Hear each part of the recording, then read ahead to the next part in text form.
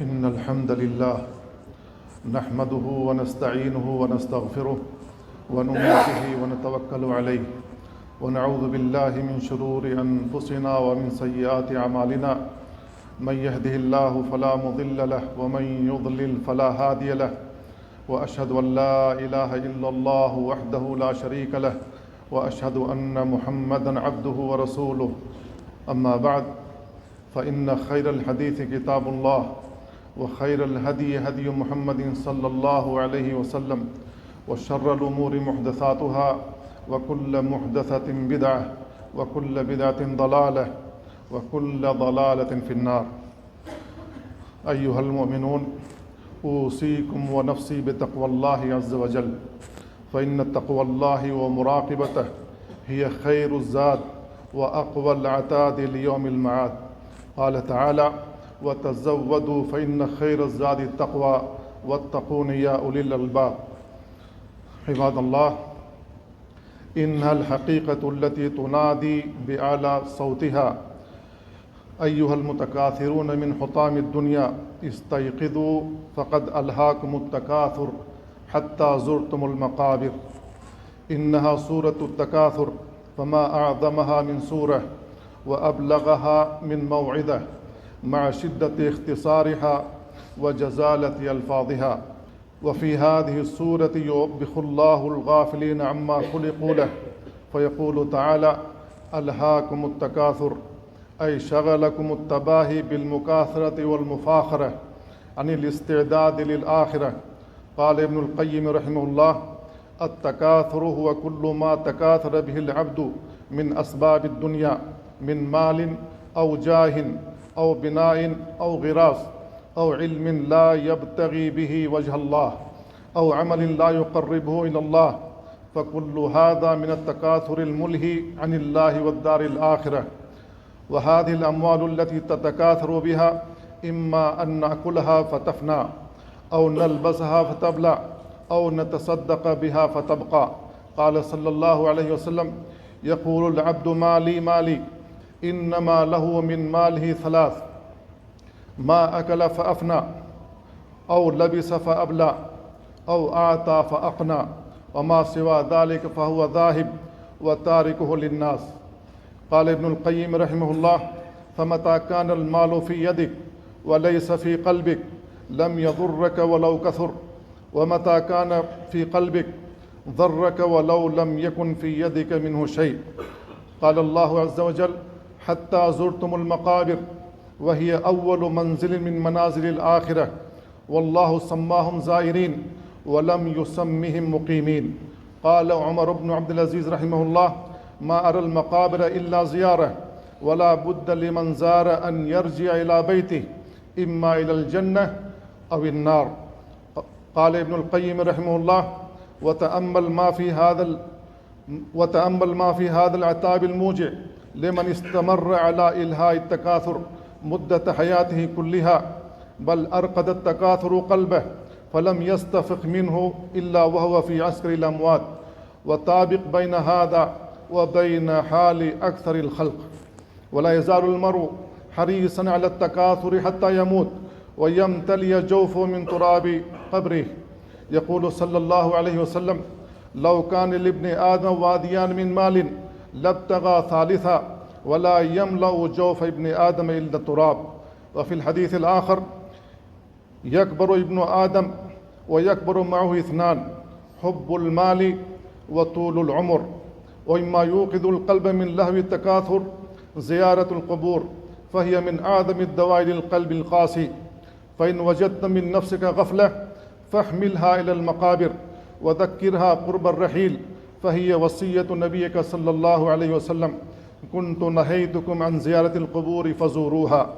قال تعالى: كلا سوف تعلمون ثم كلا سوف تعلمون، أي سوف تعلمون عاقبة تكاثركم إذا نزل بكم الموت وصرتم إلى المقابر. فيا عباد الله، أرأيتم أين تنتهي حفلة التكاثر والتفاخر بالدنيا؟ إنها تنتهي عند أول ليلة في القبر، وحينها يكتشف الإنسان أنه ضيع حياته الحقيقية الأبدية مقابل حطام مؤقت زائل قال عز وجل: اعلموا أنما الحياة الدنيا لعب ولهو وزينة وتفاخر بينكم وتكاثر في الأموال والأولاد كمثل غيث أعجب الكفار نباته ثم يهيج فتراه مصفرا ثم يكون حطاما. ثم يقول عز وجل: كلا لو تعلمون علم اليقين، أي لو تعلمون علما يقينا ما أنتم صائرون إليه لما شغلكم التكاثر عن طاعة الله. فالعلم بزوال الدنيا من أشد البواعث على العمل للآخرة، ولو علم الناس حق العلم لما ألهاهم التكاثر بالدنيا الفانية عن طلب الآخرة الباقية. قال صلى الله عليه وسلم: لو تعلمون ما أعلم لضحكتم قليلا ولبكيتم كثيرا. ومن العلم الذي يردع عن التكاثر العلم بالنار وما فيها من الأهوال. قال عز وجل: لترون الجحيم، أي والله لترون الجحيم ثم لترونها عين اليقين، فالجميع سوف يرى الجحيم عيانا، بل يمرون من فوقها فينجو منها التقي ويسقط منها الشقي. قال تعالى: وإن منكم إلا واردها كان على ربك حتما مقضيا ثم ننجي الذين اتقوا ونذر الظالمين فيها جثيا. ومن العلم الذي يردع عن التكاثر العلم بالحساب والسؤال. ثم لتسألن يومئذ عن النعيم، هل قمتم بشكره وأديتم حق الله فيه أو كفرتم واستمتعتم به على معاصيه؟ وكل نعيم مسؤول عنه ومحاسب عليه، لو كان شق تمرة أو شربة ماء، فإنه لما نزلت ثم لتسألن يومئذ عن النعيم قال الزبير رضي الله عنه: يا رسول الله، وأي النعيم نسأل عنه؟ وإنما هو الأسودان، التمر والماء. قال: أما إنه سيكون. وفي الحديث الآخر: إن أول ما يسأل عنه يوم القيامة، يعني من النعيم، أن يقال له: ألم نصح لك جسمك ونرويك من الماء البارد؟ فكل أحد يسأل عن نعيمه هل ناله من حلاله أم لا. فإذا تخلص من هذا السؤال سئل سؤالا آخر: هل شكر الله عليه واستعان عليه على طاعته أم لا؟ فالأول سؤال عن سبب استخراجه، والثاني عن محل صرفه. قال صلى الله عليه وسلم: لا تزول قدم ابن آدم يوم القيامة حتى يسأل عن خمس: عن عمره فيما أفناه، وعن شبابه فيما أبلاه، وعن ماله من أين اكتسبه، وفيما أنفقه، وماذا عمل فيما علم. ومن تدبر سورة التكاثر أيقن أن الدنيا ليست بدار قرار، وأن المصير إما إلى جنة أو نار.